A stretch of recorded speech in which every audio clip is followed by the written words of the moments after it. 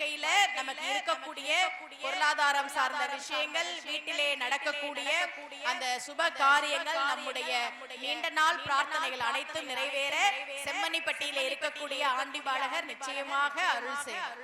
ரொம்ப அழகா நம்முடைய அருளாளர்கள் நமக்காக பாடி கொடுத்தார்கள். மறை உடையாய், தோல் உடையாய், வார்சடை மேல் வளரும் பிறை உடையாய், பிஞகனே என்றனை பேசி நல்லால் குறை உடையார், குற்றம் போராய், கொள்கையினால் உயர்ந்த நிறை உடையார், இடர்களையாய் நெடுங்கலம் மேயவனே.